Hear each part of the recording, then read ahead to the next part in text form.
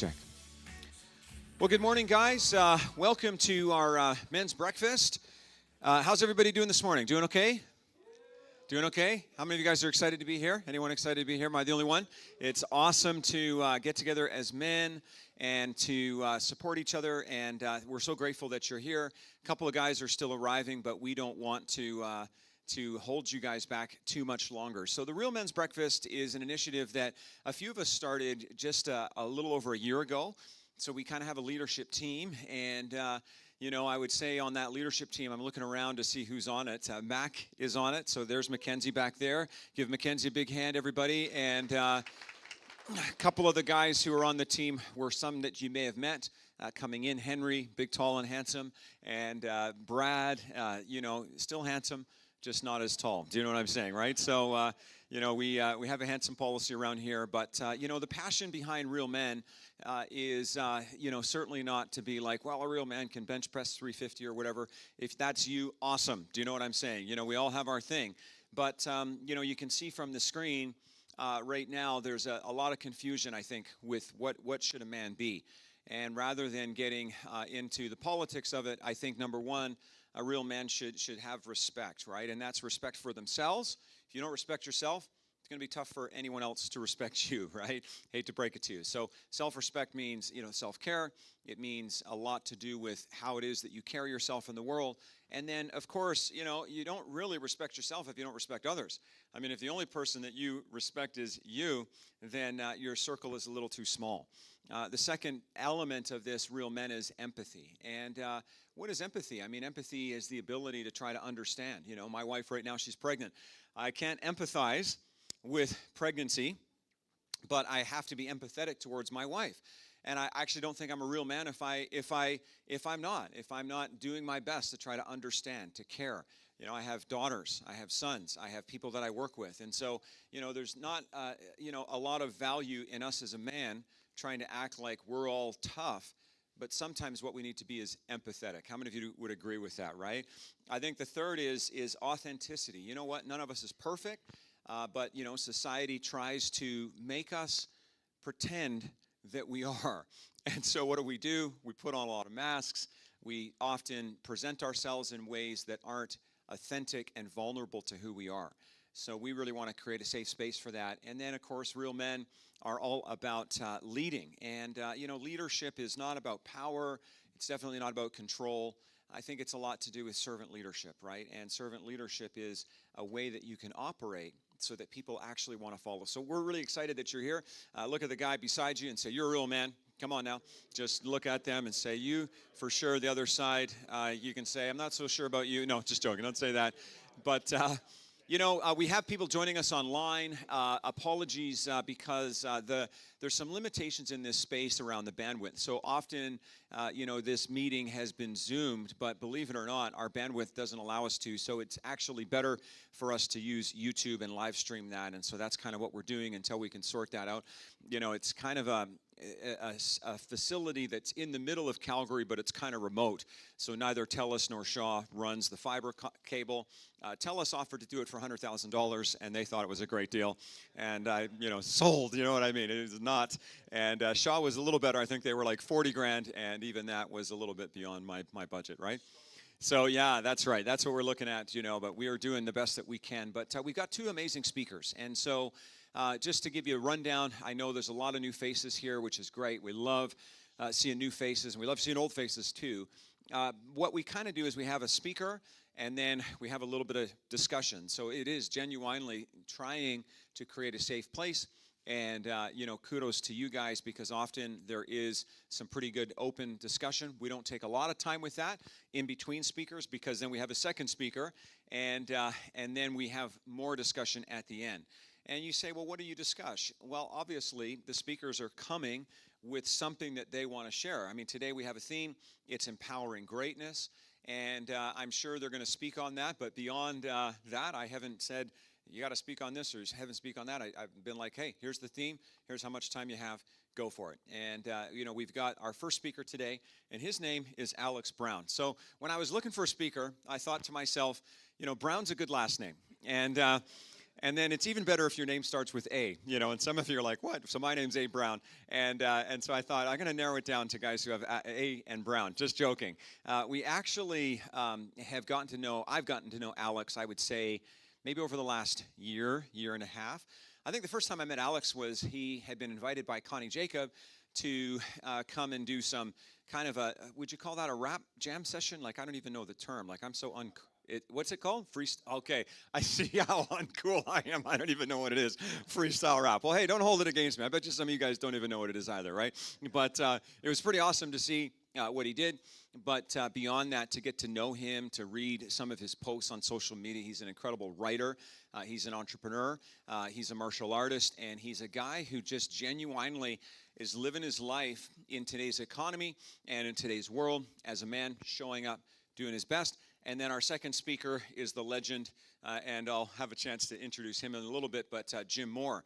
And one of the cool things about this is, as we talk about empowering greatness, I think it's nice to see the different generations represented. I have a 23-year-old son. He couldn't be here today, he's working, but it's interesting because the challenges that young men face are different, than the challenges that even I face. And I'm not that old. And I can only imagine for, Jim's generation to my generation, let's say, to the folks who might be in their 20s or even in their teens. We've got a teenager here, a couple of folks who are, 10, 11, something like that. It's so cool to see the fact that we can reach every generation. And you know what? We all get by with a little help for our friends. So I'm not going to go on too long. I would like to introduce our first speaker. His name is Alex Brown. As I mentioned to you, he's a self-improvement writer.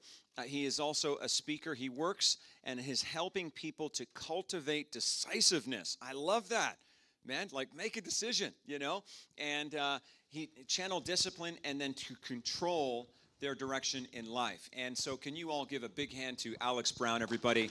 He's going to bring it, and I'm excited to hear from him today.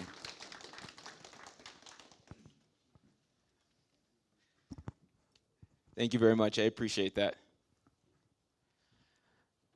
I got a question for you guys today, for all you fine gentlemen. How do you empower greatness? What do you need to do in order to bring out the best within yourself? To answer that question, I want to share a quick story with you guys. So the year was 2008. I was 16 years old at the time. And this was a very strange time in my life because I was very shy, insecure, nervous, you name it. I was the whole kit and caboodle. And I was always that kid that was off in the corner. Didn't have a lot of friends, and the friends that I did have, they were kind of come and go. They weren't solid. They weren't the rock that every man needs. And so by the time I got to high school, I was really looking for that. I was craving it. I wanted that in my life. And lucky me, I found it. The only problem was it was in all the wrong places. So I befriended a group of young kids, and they weren't bad kids by any means, but they weren't exactly the best influence on me either. And so over time, the more I hung out with them and got to know them, I started taking on their behaviors, their attitudes, their mindsets, and it began with something as innocent enough as just smoking a little bit of weed. Little puff here, little puff there, not a big deal, right? Big things always start small. And it goes in opposite directions, on polar opposites, positive, negative. And so as I start smoking, I start also bad-mouthing my teachers in school. I start skipping school. I start drinking. I start partying. And before you know it, I drop out of school altogether. Now, this is where I had a little bit of a saving grace. I had my mother. And, like any mother, she wanted to see her son do well. And so she convinced me to go back. And I was like, okay, you know what? I want to make mama proud. I decided to go back. But here's the thing. Nothing changed. I was still the same person. I still had the same attitude, the same mindset, the same mentality, the same behaviors and habits, the same friends. Nothing about me was different. So what do you think happened? There you go. I dropped out again. I dropped out again for the second time. And this time I decided to do something different. I decided, you know what? Let's give this whole job thing a try. After all, that's what everybody else is doing, right? They got a job, they're working that 9 to 5. You know, I wanted to see if I could hack it. So I go out and I spend the next 2 years jumping from job to job to job to job, never able to hold anything down for any longer than a couple of months. A failure at every single one of them. And so at the end of this 2 years, I decide, you know what, maybe school's probably a good idea. You guys see a pattern here? So I go back to school. The only problem is I'm 19 years old now. So I can't go back to my original high school. I'm too old. And so I attend this outreach program that allows kids to get the equivalent of a high school diploma. And for the first few months of me attending, things are actually going pretty well. I'm showing up on time, I'm doing my assignments. Some of the teachers even like me, which quite frankly was a first. Yeah, wow, right? Yeah. It was a first. And it didn't take long afterward, though, before old habits began creeping in. We know the saying, old habits die hard. I was the poster child for that saying. And so after about 6 or 7 months, I began doing the same thing, smoking weed, hanging out with delinquents, and sure enough, after about 6 or 7 months, I drop out for the third and final time. In my infinite wisdom, I decided that school just wasn't for me. Call it limiting beliefs, poor self-esteem, whatever the case may be, I dropped out for that third time. And I'll never forget the day it hit me. I was sitting in my living room with my family. We were all watching this movie together, and while they were laughing along with the film, enjoying the movie, I was sitting there fuming. I could not believe that I had strayed so far. I could not believe that I had allowed myself to be such a loser, such a waste of space. I mean, there I was, guys. A lazy, unmotivated, pot-smoking, 3-time high school dropout. No discipline, no structure, no ambition, no goals, no job, no money, no friends at this point, mind you. I had nothing. And with no means of contributing to the household, I was essentially just a burden on my family. They didn't say those words, and quite frankly, they didn't have to because I felt it. And that created so much pain inside me that I just knew I could not do this anymore. Something had to change. And that something was me. And so I decided, you know what? I don't care how long it takes. I don't care what I have to do. I am going to turn this around. I am not going to be this loser. I am not going to be this person anymore. I deserve better. It took a while, but eventually I did get things turned around. I found myself a decent job. I started making money. I began paying my own way, my rent, my groceries, my cell phone, everything. I was finally a functional adult for once. And me taking that step to improve myself, I had developed a bit of a foundation that I could stand on, that I could now navigate the world on. And I felt pretty good about that. And so I started asking myself, what else could I do? What else do I want? What is it that would be really, really cool if I could have it? And as already mentioned, I decided that I was going to go into making music. As a kid, I loved rap music. I loved it. I was immersed in it. In fact, when I would go skip school every single day to go get high with those friends, what I did afterward is I would head home and I would do 2 things. I would listen to rap music and then I would write my own rap songs. That was it. That was all I cared about. And so I decided, let's give that a shot. It felt possible for me. And so I went to work. I started working on my craft every single day. I built my own home recording studio in my basement with my brothers. I started putting myself out there. I recorded hundreds of songs, and it took a couple years, but after a few years of consistent work, hard effort expended over time, things began to unfold. I began performing all over the city, at bars, cafes, lounges, summer camps for kids, charity events, birthday parties, weddings, and believe it or not, gentlemen, I even got a job. That's right. A job as an in-house freestyle rapper at a downtown nightclub where every single weekend I would go down to this club and perform for and entertain their audiences. And then I started asking myself, well, what else is next? You want to know what translated very well from rapping? public speaking, I started to get asked to attend these different events to share my story of personal development, of how I went from that 3-time dropout who was smoking weed every day to freestyling at bars and clubs and summer camps for kids and all of these school assemblies, charity events. And I started sharing that story all over the place. And that built even more confidence in with me. I started asking, like, what else? What else do I want to do? Well, I really love writing. Let's give that a shot. I started my own personal development blog and started writing every day. That led to me doing freelance work for companies down in the States. I eventually landed a gig as a full-time writer at one of Canada's top digital marketing agencies. I self-published my first book. I kept on going. What's next? What do you want to do, Alex? What is in your head? What is in your heart? What do you want to do? Well, let's challenge myself. Let's push it. I ran 2 full marathons. I ran 4 half marathons. I took up Brazilian Jiu-Jitsu, a martial art and combat sport. This eventually led me to traveling, just selling all of my possessions, relinquishing my apartment and traveling to Southeast Asia, where I trained at some of the top martial arts academies on the continent. I trained in Singapore, Thailand, the Maldives, Kuala Lumpur, everywhere.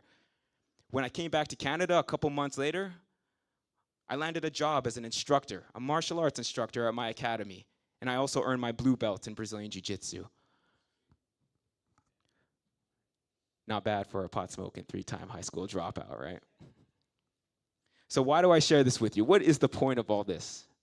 What am I trying to get at? There is greatness in everybody. We all have something within us that needs to be brought out. It's innate. It's natural.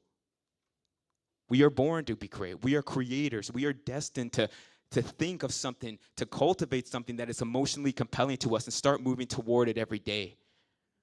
The only thing is we have all of these negative beliefs and limiting thoughts in our minds just holding us back from what it is that we truly want to do with our lives. And so now I want to revisit that question that I asked at the start of this talk. How do you empower greatness? From my experience, there are 3 lessons that I learned that empowered my greatness that I want to share with you right here and right now. Lesson number 1, have an aim. Have an aim. When I was that 3-time dropout, smoking weed every single day, you might say that I became that way because of the friends I was hanging with, because of the habits that I had, because of the poor attitude, the limiting beliefs. And, there's validity to that notion, but it's not the entire answer. Those were simply the symptoms of something that was just lurking beneath the surface. And what that was a lack of a definite aim. I had no goal, I had no purpose, I had no mission, I had nothing. And because of that, I was attempting to fill that void with cheap pleasures and instant gratification. We need an aim. And it can be anything. It could be losing 20 pounds. It could be writing a book. It could be starting a business. It could be increasing your income. Maybe you want to hit a certain number with your income. Whatever it is, what do you want? You can't hit anything if you aren't aiming at it. If you don't have a aim, you're a ship without a rudder. And what happens to rudderless ships, gentlemen? They end up on the rocks or they sink. That was me. I was that rudderless ship when I dropped out of school for the 3rd and final time and was that pathetic, weak weasel mooching off of everybody around him without giving. I know that's not you. I'm just trying to prove a point. Lesson number 2 that I learned. Do something every day. My life did not change when I set up a bunch of new goals for myself. It changed when I started taking action every single day toward those goals.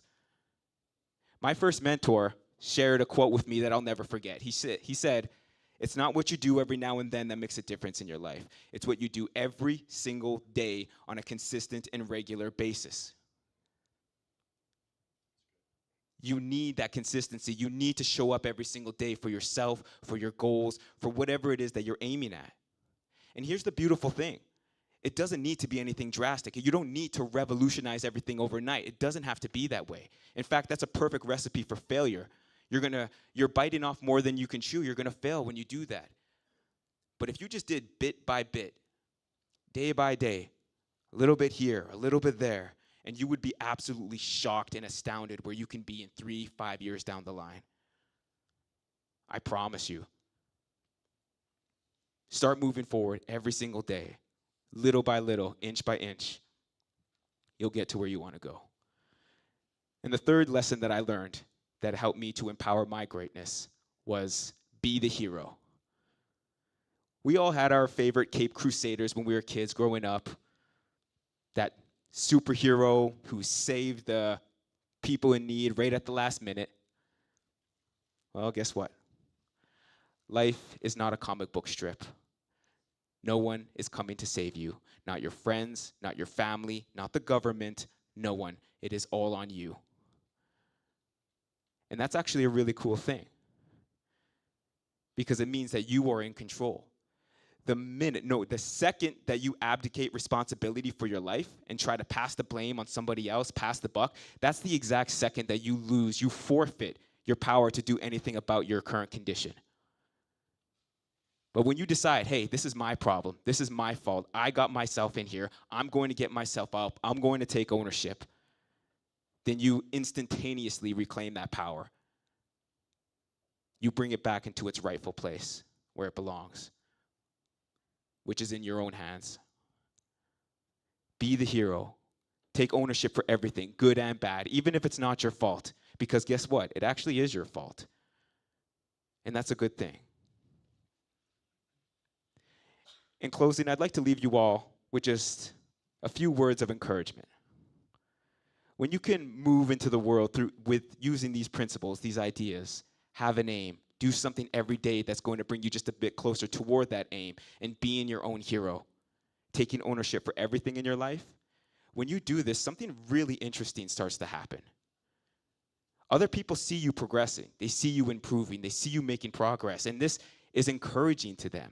And you, by default, give them permission to do the exact same thing in their lives. People want to improve. They really do. But sometimes they don't believe it's possible for them. And by you acting in alignment with what it is that you want in your life and making strides toward it, people see that it's like, hey, maybe that is in the cards for me. And it has a ripple effect where it spreads out to everybody around you. And I think that's one of the greatest gifts you can give to others. And that is how you empower greatness within yourself and those around you. Thank you.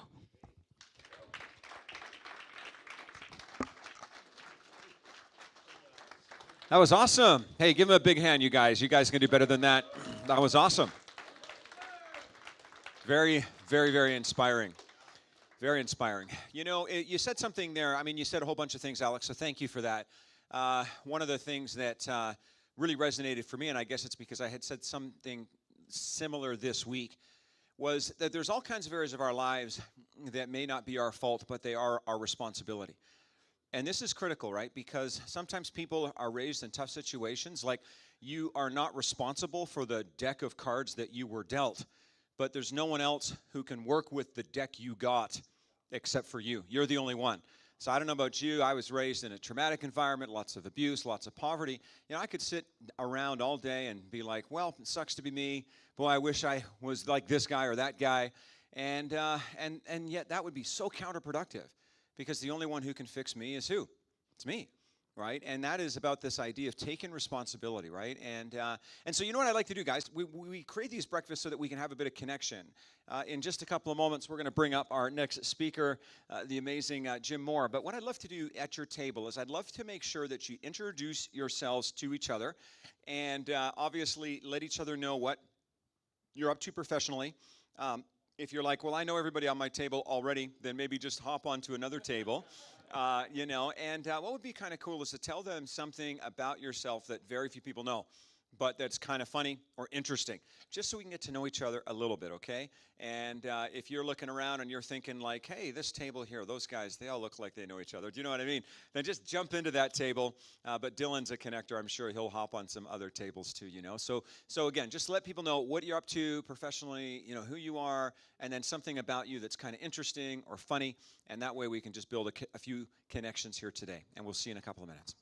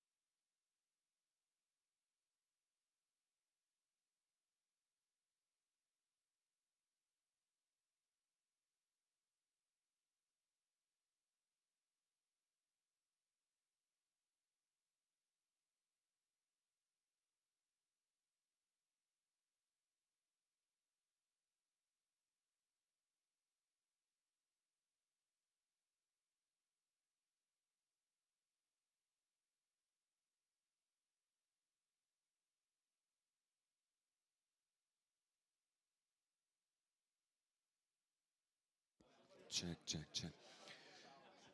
Okay, guys, we'll give you 2 more minutes, okay? So just take 2 more minutes. All good.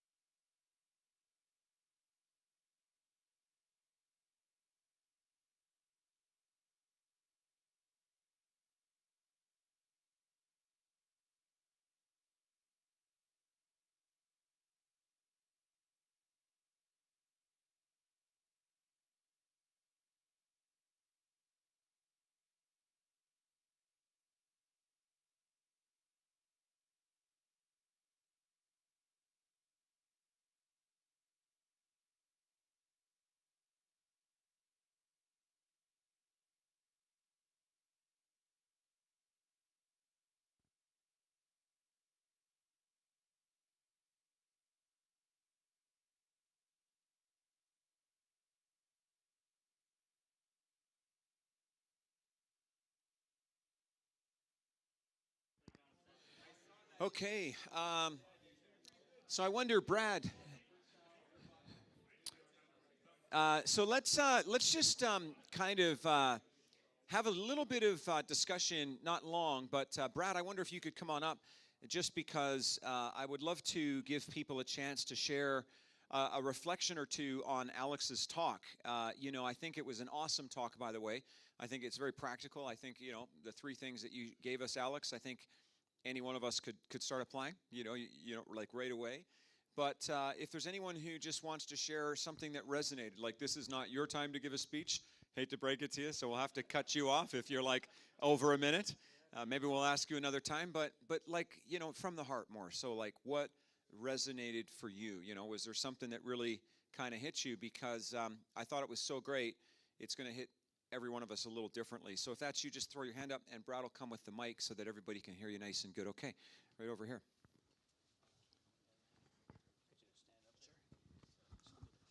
Hey, can you guys hear me? Okay. Yeah. My name's Denny, and it resonated with me because I actually know Alex personally. We went to high school together, so I actually seen him when he was at his lowest point, just after high school.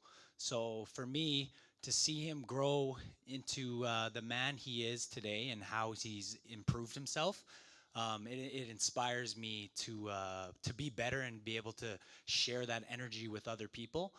So that's what I really appreciated from it, and just the way he kind of gave us entire story from like start to finish. It was I felt it, and that's what I really enjoyed about it. So thanks for inviting me here, Alex. I appreciate it. Love that. Hey, that's awesome. You always know a true friend when it's someone who's seen you at your best, but also at your worst, right? And so that's awesome. This one more ask. We got Mackenzie over there. Why don't you come on up, Mackenzie? Though maybe just right here. That'll make it a bit easier, I think, just because there's people tuning in on YouTube and. Just so that they can attach a face to sort of a name. And you just want my dad to be able to see me, don't you? Oh yeah, that's right. Yeah? Look, Roy, he's here. Right there. There we go. I resonated with that a lot because I don't have the 3-time dropout, but I actually dropped out once, and that was enough for me. I was one and done. I'm like, nope, not gonna go back and try that again. And it spoke to me because your 3 points, finding your aim. That's what I found is, I pointed at myself finally at one point in my life. I kept blaming, my bad relationship with my father, my bad relationship with my mother, my brother, but it was actually the bad relationship with myself. And I kept leaning on everything, but once I kicked the crutch out, it was a lot easier to start making moves, becoming better there. So, yeah, thank you for being vulnerable. That takes a lot. So good. That's awesome. Give Mackenzie a hand, everybody. We got to, come on up real quick. Yeah, and Brad will give you the mic. And look into that camera and to the group here. How old are you, by the way? Well, I'm 10. And you just turned 10, right? Well, 4 days ago. He checks his watch. That's awesome. Okay. Well, there's can you? Never mind. Well, I have something to say. It's like there are 2 wolves.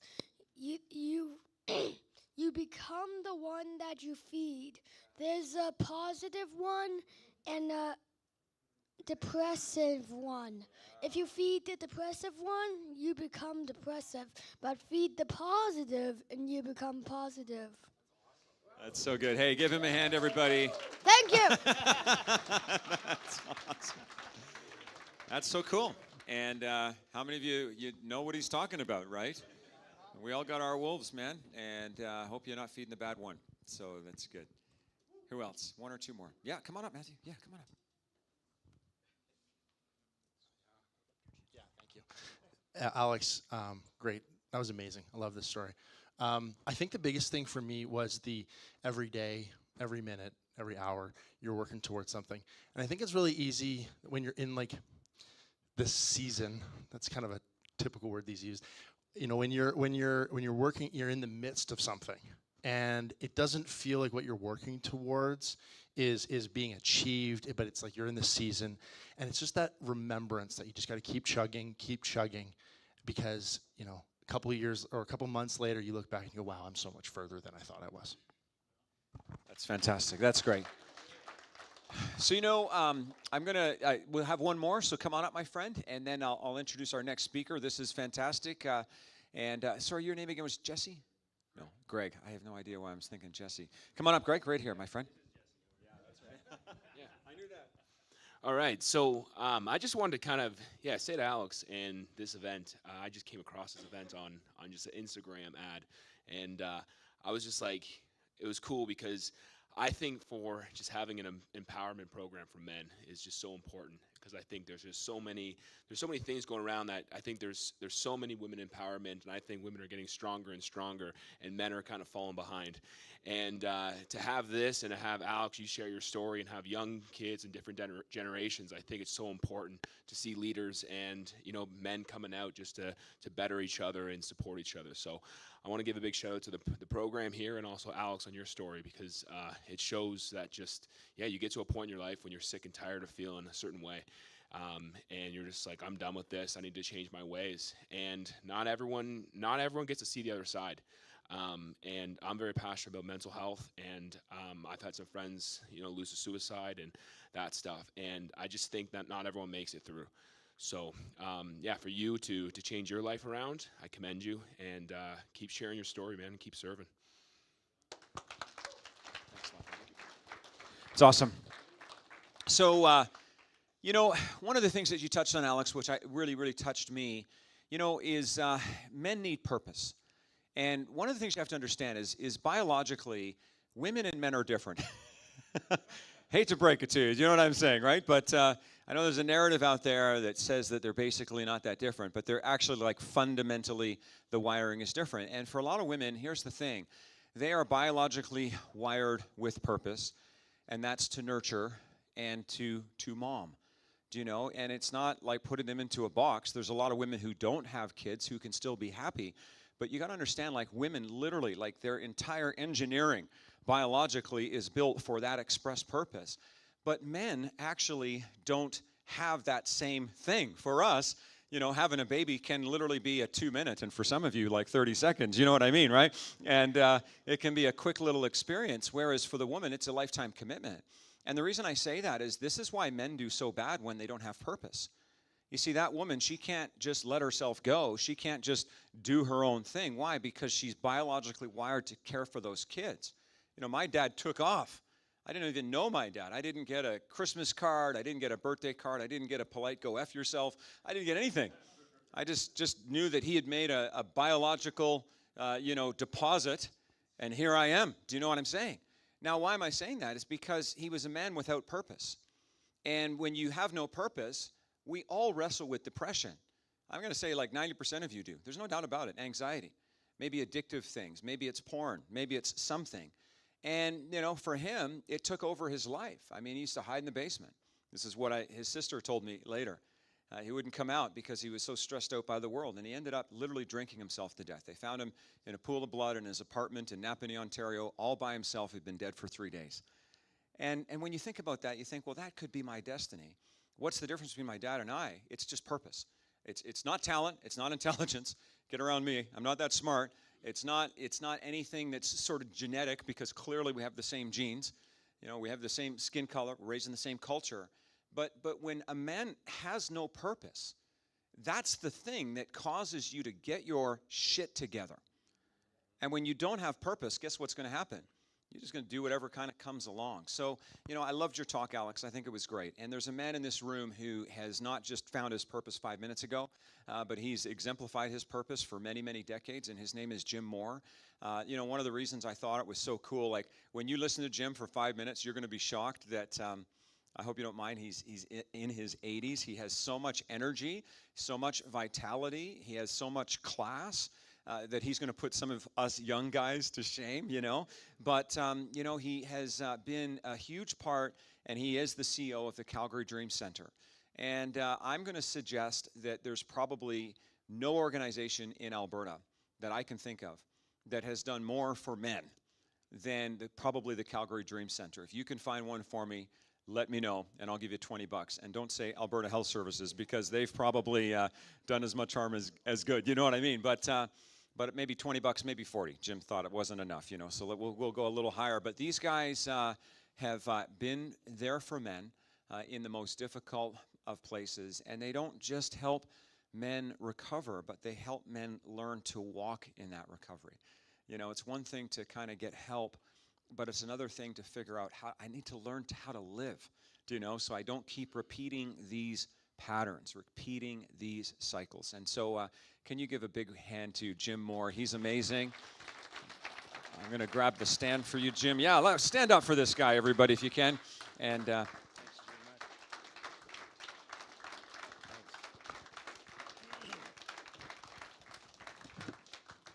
Well. So good to be here.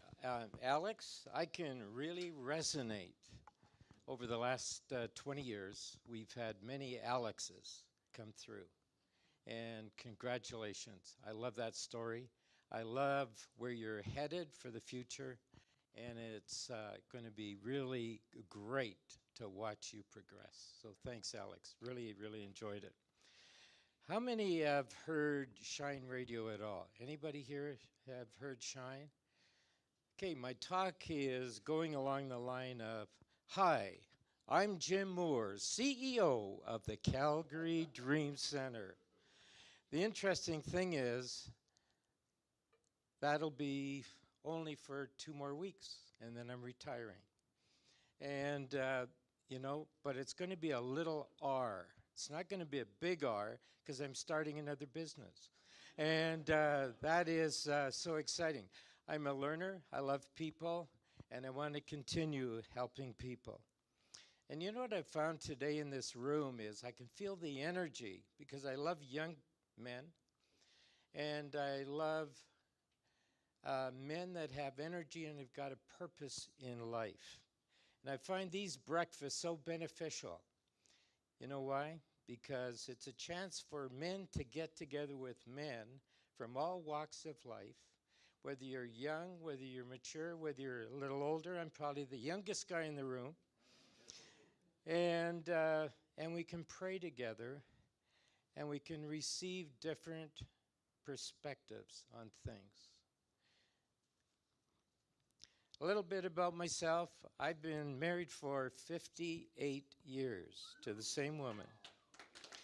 I've got 2 children, 7 grandchildren, and my son lives in Seattle, and he's a tennis pro. And my daughter is a pastor of a church. My wife is a great partner and a retired dental hygienist, and believe me, I know how to floss my teeth. I'm a native Calgarian and schooled in Calgary, Toronto, and Vancouver. I'm going to share 3 journeys of life this morning. Number 1, seeds planted within you. Being an entrepreneur, what does that mean? And working the corporate in the nonprofit world. And all of us have had a seed planted in us. I don't know if in the springtime you come to a seed place and you walk through and you see all kinds of seeds.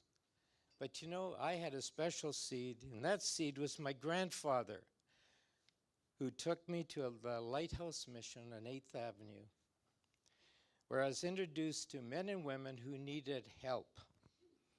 My job was, believe it or not, to hand out peanut butter and jam sandwiches. And I can remember walking into the mission. Can you imagine a young boy and what was going through my mind at that time? I was thinking, I was watching, and believe it or not, I was smelling. Because the smell in that mission was very, very special. I actually learned to love the smell because I knew it was people that needed some help. And I remember as a young boy, my grandfather said, Jimmy, they're going to get first of all, they're going to get food. We're going to preach to them with the Bible. And then you can deliver peanut butter and jam sandwiches.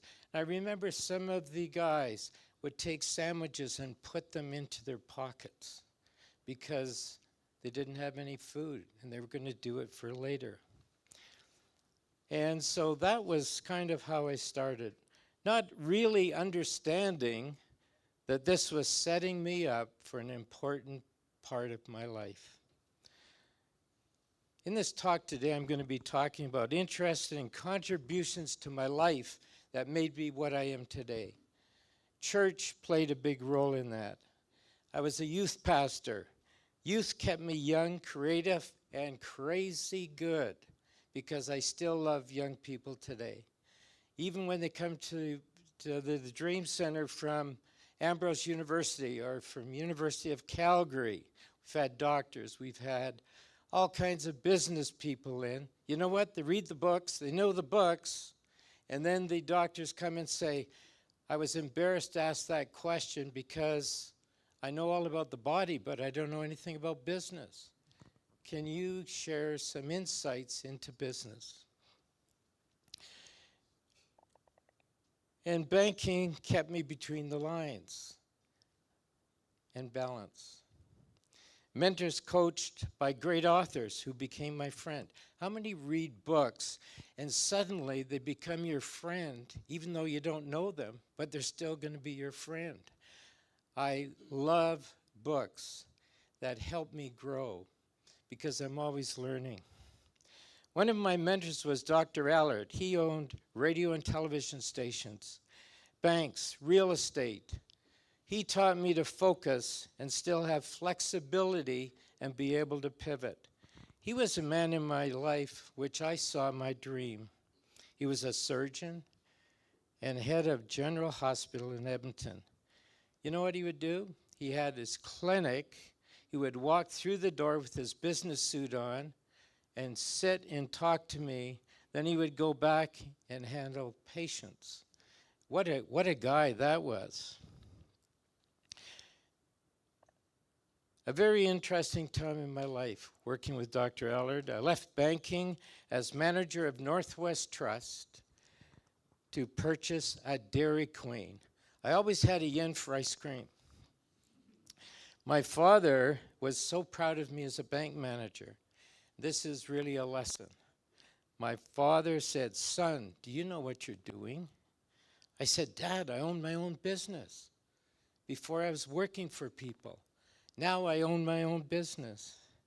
And once again, the love of people, and I hired 30 kids from our church, instilled and mentored them to be themselves. Listen to the winds of the Spirit and love people. I sold the Dairy Queen and continued on to my next adventure.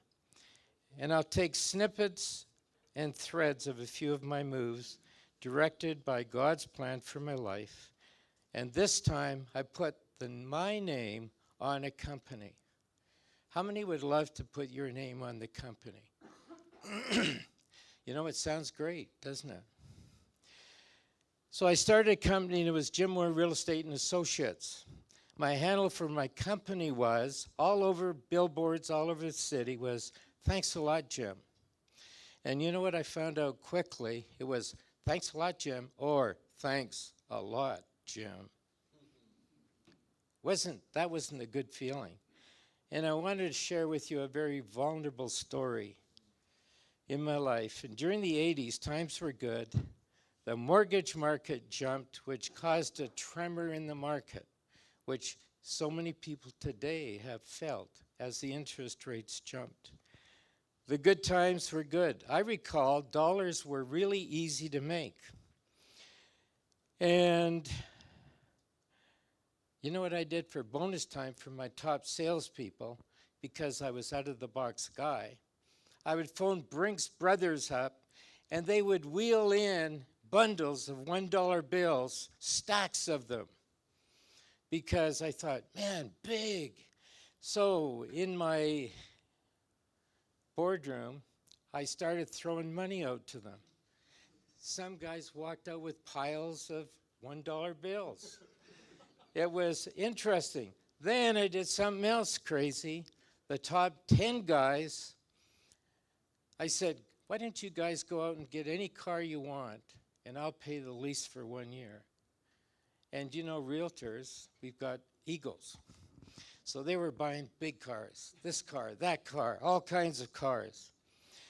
And you know, when the real estate market turned down, interest rates went up, what happened to the market? It slowed down. So one by one, the realtors would come in, they would hand me the keys, and they would say, Jim, I can't afford the car, so I've got to turn my keys in. I says, whoa.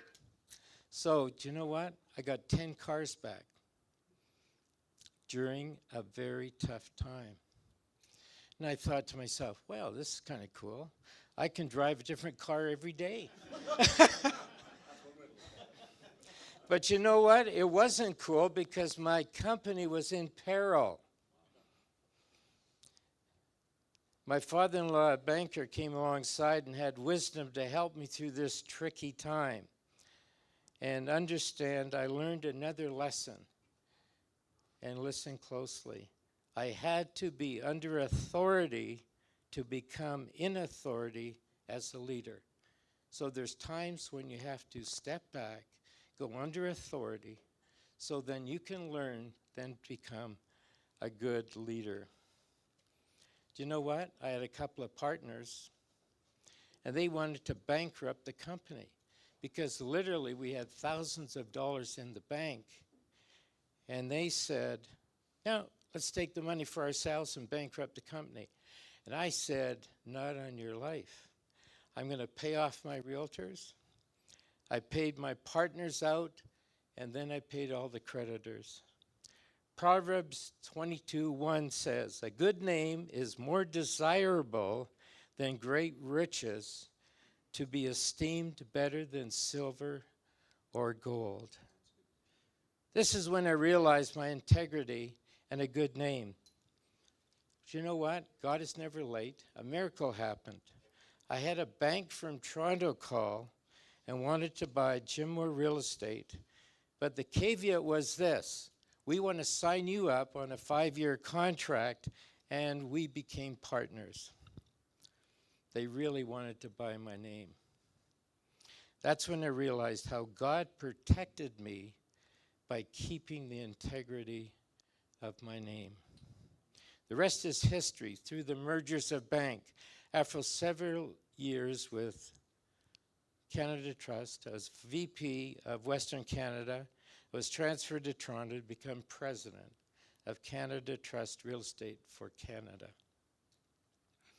2 years later, president of the bank of the financial side invited me to an executive meeting. Jim, you were brought here to turn the company from red ink to black ink. Everybody knows red ink to black ink? Red ink, woo, not good. Black ink, we love black ink. And I said, called him by name, and I said, give me 6 weeks. I'll be back into an executive meeting. And I said, Lord, you know what? This is beyond my pay scale. Help me. I prayed, and once again, the nudge of the Spirit and an understanding came. I presented my plan, And that president took all my hard work and he put it upside down on the desk. He said, Jim, what's the bottom line? I said, we're going to close the division. That meant 233 offices, 3,300 salespeople across Canada.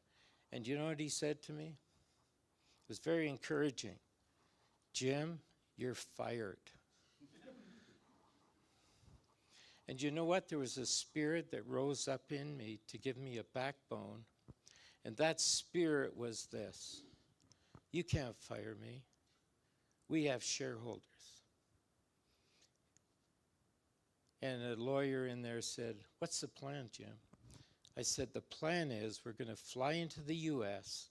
and we're going to buy the best and the biggest franchise in the United States and bring it back to Canada. And that was Coldwell Banker. And you know what? He got out of his chair, he came around and he shook my hand and he said, let's do it.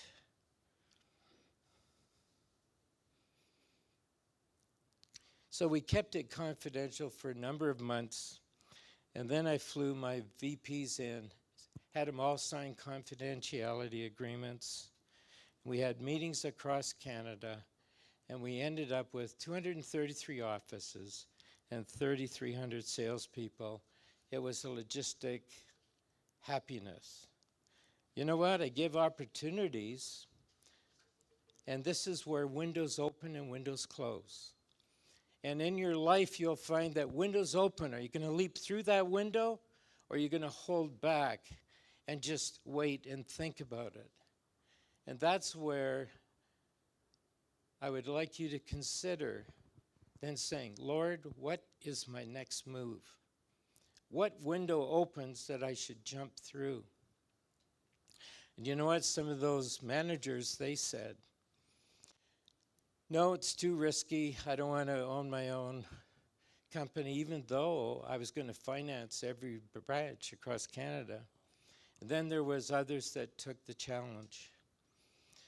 And it was just really, really interesting because I would loan them the money and they would stand up and the opportunity was there. Do you know what happened after we franchised? Because just think about it. Franchise, I own my business. I work hard. I don't golf necessarily on Sundays and Mondays and Tuesdays. I put my head down and I work hard because I want to be a success. In 1 year, we turned red ink to black ink, and we were very profitable. I downsized head office, ran the country with a new model, and that was because the Spirit breathed into me and gave me the answers. I left CT, and the exec said, Jim, you've done all the hard work. Why are you leaving? I told him my work was done, wasn't fun anymore, and thought it was time to leave. Came back to Calgary. I wanted to show them that I could be the #1 realtor again. If you can believe it, owning companies, being a president of a big corporation, then coming back and being a realtor. That was quite a move. One of my transactions was to help the church purchase a hotel called the Night Inn, which was started out originally as the Majestic Inn on McLeod Trail. And that would become the Dream Centre. Because one day I had a call from a pastor asking me to go and purchase that hotel on McLeod Trail. And a long story. Anybody know that hotel? It was seedy. It would change names several times. It was the largest strip club and bars in Calgary, and that was October 2001. And my close to putting the deal together, and many people praying, and the Lord gave me the close. And it was a gentleman, and I said, sir, what is your legacy going to be? Taking clothes off women or putting clothes on men? And you know what? the Spirit touched him, and tears started to run down his cheeks. And he said, put out his hand, let's make a deal. Much documentation in city council hearings and church votes, and all approved the purchase. And in the council the first time, it went through 100%. Needless to say, my previous life in Toronto compounded, and the stress and becoming the #1 realtor again created unbelievable stress. As they talked about, men get stress, and it was overwhelming. There was a national church conference in Victoria that I participated in, and the second day now, that's over 21 years ago, I said to my wife, I got a pain in my heart and I'm not feeling good. I think I'll go back and rest. She said, no, we're going to the hospital. And I remember the doctors leaning over and asking me, how was the pain? I remember getting to 8, and then I flatlined. Doctors rushed me to surgery, inserted a heart pump, and operated. I came out of surgery 2 weeks in intensive care, and the doctor said, Molly, we have no idea when he comes out of this, how his brain will operate. The phones lit up as many hundreds were praying for me. That night nurse said to Molly, who is this guy? Wasn't a Christian. And she said, I see angels sitting around his bed. And praise the Lord, he wasn't finished with me yet. Believe it or not, 50% of my heart doesn't work. But I've never felt better. When I go to the doctors, the cardiologists, they said, Jim, you don't want to see these pictures. I said, I love pictures. He said, you don't want to see these pictures. They asked me 3 questions. How you feeling? I said, great. Do you sleep well? I said, put my head down, I'm out. I said, how's your energy? I said, you can't keep me down. I said, I'm starting a new business. And you know what? During my recovery, I found you can learn to live with pain, but if you can't live without purpose and passion, you're in trouble. I had time to reflect on the purpose of the Calgary Dream Centre. I realized it was like running a hotel and nobody paid the plan. That was heading for trouble. I realized I didn't know much about mental health and addiction and homelessness at that time, but I was a businessman. I sat and dreamt, but what if? Now I bring you back 20 years later, and the start of my speech. Today we are sustainable. We have 80 employees. We've gone and helped over 10,000 clients. We own 49 houses and apartment buildings in Calgary. We served 400 clients and 300 meals in our tower daily. And I trust today gives you hope as you listen to the Lord for direction, because God is never late. He's always on time. Our patience is short. In conclusion, I want to end with this. What are the seeds planted in your life? Like mine as a boy by my grandfather. But you know what? It's more than that. It's small, but when it's watered by the Lord, it was his dreams. Praying for an anointing to come to God's dreams. I'd like to pray for all of us this morning to ignite the seed and dream for the giftings that was planted in every one of us. Would you bow your heads? Lord, as I pray for these men, these young men, number of men, Lord, all of us have a seed that was planted in us. We pray, God, that you will scratch the soil so that seed will one time ignite as you pour water on it. and you protect it, and it starts to grow, and we feel like men again, Lord Jesus. Give us direction and power through your Holy Spirit. Amen. Thank you.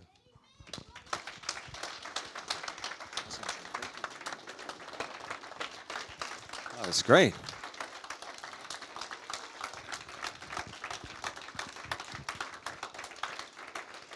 Fantastic. Wow, that was awesome. I might steal your notes, but I have to give them back to you. That was great. So we heard from Alex about purpose, and we heard from Jim about dreams, and it's a lot to do with the seeds that get planted in your life. And, every one of you have the capacity for greatness. And so, let's just kind of open it up, guys, and just share a little bit about what you heard today. What's resonating for you.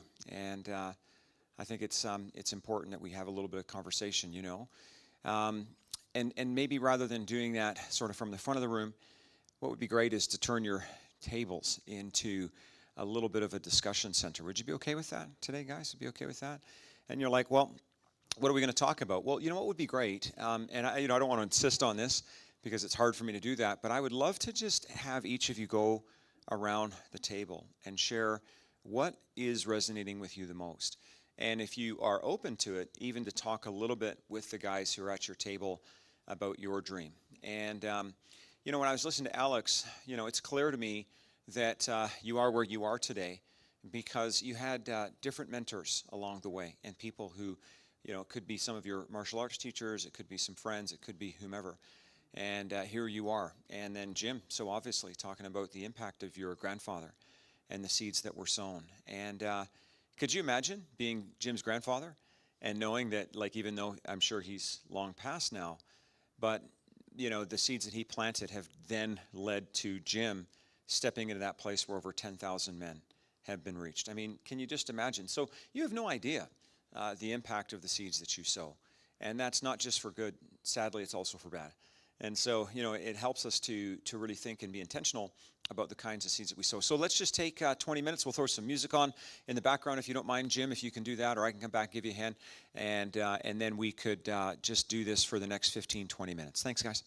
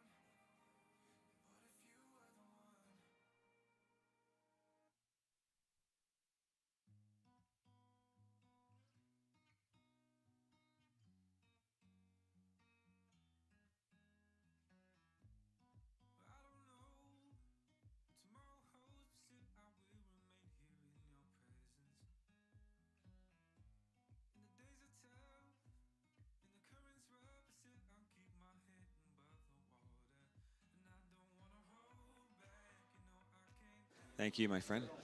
Okay, guys, we're going to give you another 5 minutes or so, just to let you know, and then we'll resume as a big group. So 5 minutes. Thank you.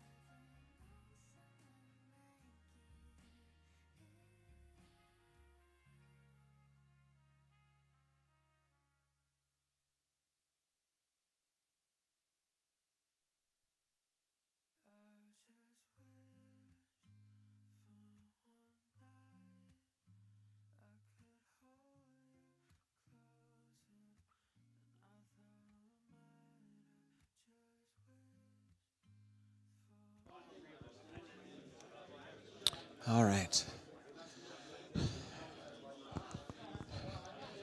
So great conversation, guys. I've been able to stop by a couple of tables and hear from you. I'd love to have a couple of you come on up and just share some of the things that's been resonating with you the most. And so just kind of like we did before, who'd like to come on up first? Just come on up here, my friend. Just to hear kind of what's happening with you gentlemen. And you are all gentlemen. Absolutely. Hey guys. The biggest thing I want to share, that was my biggest takeaway, was the one thing that said, Alex said, big things always start small. So I love that one because like even myself, like I'm always preaching to my sales team, like, hey, you guys got to get in shape and stuff like that, and because you're going to have more energy and you can do more stuff and do better in sales. And I just, it starts with just get it, like doing some push-ups, starting with something small until it's kind of like a momentum building. It's like a little snowball effect. So that really, really stuck with me, with the big things starting small. So thank you, Alex, for that. Love it. Big things start small. That's right, man. Yeah, come on up, Mac. Boy, we got some repeats. So now we need a new guy after this one, okay? All right, Phil, come on up after. Come on up, Phil, and we'll just kind of roll it nice and quick. Come on up, so we'll have you come right after Mac. Oh, sorry. There you go. That's why I keep him around. My biggest takeaway was we're not alone in our journey. And I looked at it a lot like that throughout my whole life was I'm alone. I'm the only, if I look in the mirror, that's the only person there. But, you see guys like Alex, you see guys like Jim, getting up here, being vulnerable, sharing your story. It's a powerful thing, and it can encourage others to break free from that shell as well. So break free of that shell. You're not alone, guys, all right? We all got your back. So good. That's awesome. Awesome. Phil, and whoever our next person is, just come on up on the side here, guys. So I like when Jim had said, and I might paraphrase it slightly, is he said, you can learn to live with pain, but you can't learn to live without purpose and passion. So I think that it's very easy to callous our hearts as we go through hardships, as I'm sure everyone does. If you haven't, then we'd like to study you and see what you're doing with your life, because that's amazing. But for the most part, we go through shit, as we say. And it's easy to callous your heart, or you can make the decision that you can do something about it. Find your passion, your purpose through that, and help serve others within it. So, love that.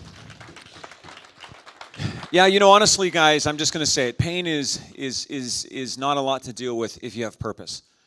Let's just be honest. But if you have pain without purpose, that's misery. And in this life, pain is absolutely mandatory. You're going to just experience it. Welcome to humanity. But misery, that's on you, man. Like, that is literally 100% on you. That's how you are experiencing it. So get a purpose. It'll help you with your pain. Eddie, come on up, my friend. Give Eddie a hand, you guys. Thank you. I think today was just meant for me, I guess. And both speakers spoke to me personally. And Alex, thank you for sharing your journey. And also to Jim, I'll say God bless you. One thing I took away was men in life, we all go through change. And I think we have to accept the fact that change will come either way. If you don't prepare for change, change will change you. And so what I took from him is he was ready to get himself ready to make change and accept the challenge. And the decisions that he made a lot of changes in his life. And I went back to talk to him on the side. I said, how do you take on the change and make change work for you? So I think that is my follow-up question that I would like to have one-on-one with Jim, because it is a different thing to embrace the change. It's another thing to implement, to accept the journey through change itself. So thank you so much for having us. That's beautiful. Thanks so much, Eddie. Great share. Awesome. Kirill, come on up, my friend. Looking forward to hearing from you. Thanks both Jim and Alex. Super inspiring, and it's incredible to listen to. I've heard Jim talk multiple times already, and it just gets better every time. So I appreciate it. One of the things that really stuck out to me about Alex's presentation is I have something on my phone that I've had as a screensaver for a number of months now, and it reads something like this. It's going to be sounding very familiar. No one is coming to save you. This life is 100% your responsibility. So if something bad happens to you, something good happens to you, it could be as a result of your own actions or somebody else's.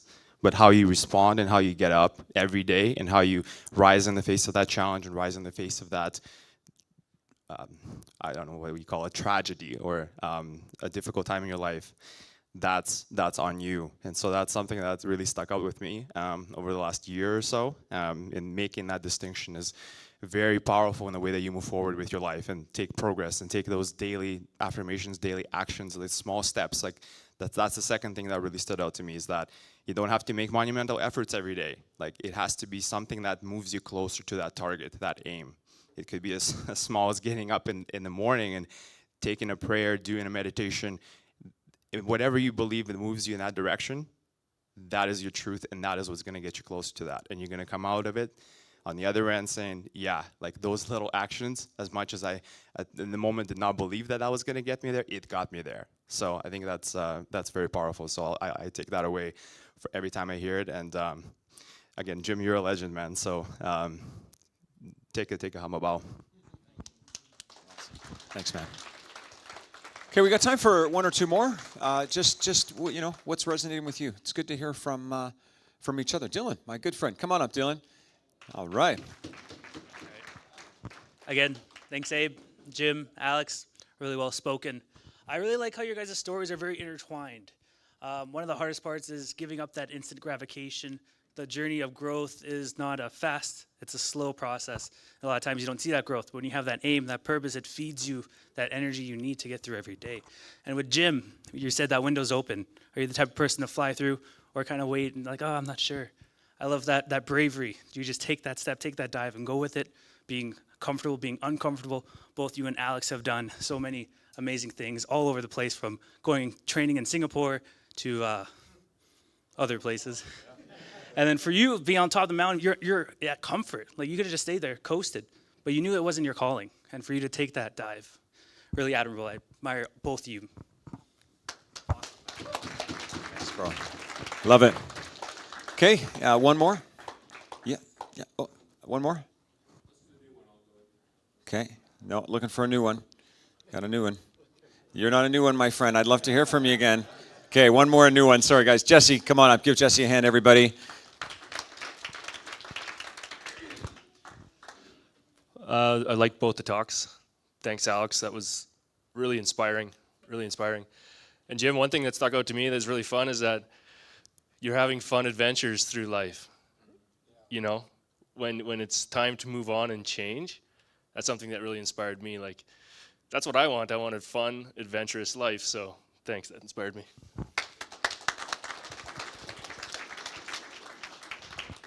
So I just want you guys, if you could kindly write a date down. Do you mind? And I just got to look it up. But, you know, our next men's breakfast is going to be on November 18th. So that's a Saturday, and it's going to be here, November 18th. Okay, so if you wouldn't just mind writing that down. We're trying to get one in before Christmas, and I'd love to see you guys here. We don't have any information on it yet in terms of the speaker or what's happening, but it's going to be here. No change to the price or location or time or anything like that. So November 18th. So a couple of weeks ago, my wife and I, we went to a charity dinner. And at this charity dinner, I don't know if you've ever seen this kind of thing before, but I was totally fascinated because I noticed that there was this guy at the front of the room, and he wasn't facing the room, he was facing this canvas. And because I'm so not artsy, and I'm so not able even to draw a functional stickman or man, I was totally shocked to watch this guy start to do this painting. And literally, you know, you could see that he started with a tree, and then over here on the canvas, another tree, and then over here on the canvas, another tree, and over here on another part of the canvas, another tree. And over 2 to 3 hours, this guy produced this incredible painting because he started to fill in the background, and he started to fill in, you know, some of the texture and some of the other colors. And pretty soon, there was this beautiful forest that this guy had painted onto a canvas, literally one tree at a time.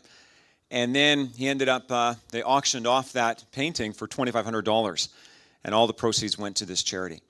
And when I was listening to both of the guys here today, I was thinking about that, because a lot of the times, I have no doubt there's some of you who listen to these talks today, and you thought to yourself, well, I don't know my whole purpose. I don't know, like, the big dream for my life. And my message to you is, it's one tree at a time. It's one tree at a time. Like maybe the mission for you is just paint the next freaking tree. And you're like, well, what do you mean, the next tree? Well, maybe it's just, right now I got to lose 20 pounds. Or maybe it's just, I got to put my resume together. Or I got to make that decision about school. Or I got to start living on a budget. Like you don't need to see the whole forest yet. Do you know what I mean? Like Jim started essentially the Dream Center when he was in his 60s, or late 50s, right? And so we all look at this and we think, that's amazing. But like some of you aren't even in your 20s or out of your 20s. You're not maybe out of your teens, and you're beating yourself up because you don't have the whole purpose thing figured out. No problem. Just paint the next freaking tree. And the thing will start to come together. And I know we all would love that moment where, like, I don't know, God or the universe, like, speaks to us in the middle of the world, and we're like, Kenny, your purpose is, like, that would be, and Kenny's like, okay, I got to stop partying and dancing all the time and finally do this big thing, That would be great, but it might not happen, but just paint the next tree, because pretty soon what's going to happen is it's all going to start to come together for you. But sometimes we want to see the big picture, and it's just pick the next picture. So could you pick the next picture? Sure you could, right? Could you pick the next thing? Absolutely. Maybe it's just this little thing for you. And listen, guys, we do these breakfasts. I mean, I think you can probably figure out, like, nobody's making money here. Nobody cares about making money, because it's about you. It's about supporting you. So if you're struggling, if there's parts of your life where you're not sure you can make it through the depression or figure out that purpose or get some direction for your life, then reach out. Like, listen, I'll meet coffee with you anytime. We'll figure something out to get you the help that you need. You're not alone. The hardest thing is when we feel like we're alone. We're the only one. And whatever you're going through, man, I'm not saying I maybe have gone through it, but somebody in this room has. And we want to make sure that you're supported. And I'll give my card to any one of you guys any day so that you can actually get through. And, for some of you, it might be about, getting a coach or getting part of the healthy community. I think that sometimes the problem with men, if I can be honest, like, as a man, I don't mind picking on men a bit, because men have so many great strengths. But have you ever met a man with a little too much ego? And all I mean by that is sometimes we struggle to reach out for help. It's like, well, I got to figure this out by myself. And it's like, that's a path, man, to destruction. That's like my dad. That's maybe you one day, like, drinking yourself to death. Somebody finding you in a pool of blood. Like get some help, man, because there's no, like, hero's award for doing it by yourself. Hate to break it to you. Like, nobody's going to pin a medal to your chest when you're like 90 on your deathbed and say, hey, bro, you got through this by yourself. Like, you know what I mean? Like, I don't know what you think is going to happen, but it's not going to happen, man. I've been a pastor for 30 years. I sat at the deathbed probably more than anyone in this room, and I can tell you, no one is coming to pin a medal on your chest for trying to get through it by yourself. It's not about that. There's an African proverb, and it's, if you want to go fast, go alone. But if you want to go far, what? Go together, right? Get some help, and we're here for you. So, that's as far as we're going to get. I want to give big props to Jim McClellan at the back, and to Travis for helping us. Tyler, sorry, with the. Yeah, I know. Sorry, it's just a mental slip. Tyler on the camera. I want to thank, of course, Jim and Alex for the great shares today. I want to thank, give them another hand, you guys. I want to thank Brad and Henry and Mackenzie for getting all the setup happening here today. And, by the way, this is live streamed on our YouTube channel. I think we'll leave it up there, and it's on the Hope Church YYC YouTube channel. That's a fluke because we had some technical issues today, so next time we'll set it up on a different one, or we'll try to, but at least it's there. So if you know a guy, who could use the message here today, then, again, it's just go to YouTube and search Hope Church YYC, and you can pin them into this recording. because I think it'll be a benefit to them. So before you leave, I want to get you guys to come on up to the front, and we're going to take a picture of you all from the stage. Would that be okay? And come on up, guys, and just sort of get around the TV. And Tyler, you're going to have to come off the camera, bro, and come on up to the front. But I love that because it's always good to have a picture of everyone, and even Jim from the back. Good job. Hey, Beryl.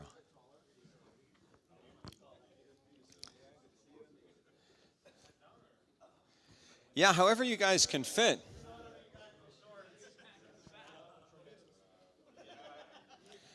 And Brandon's got the professional shot going on there.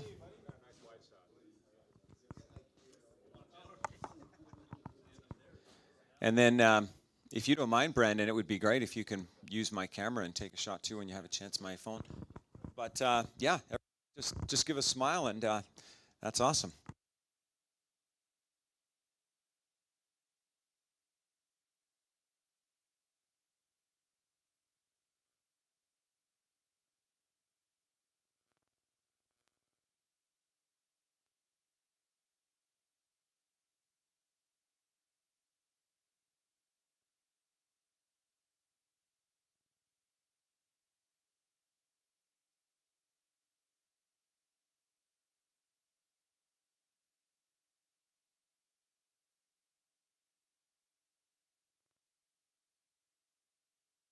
Well, you know, I don't know what it is, man. I just pushed the little button.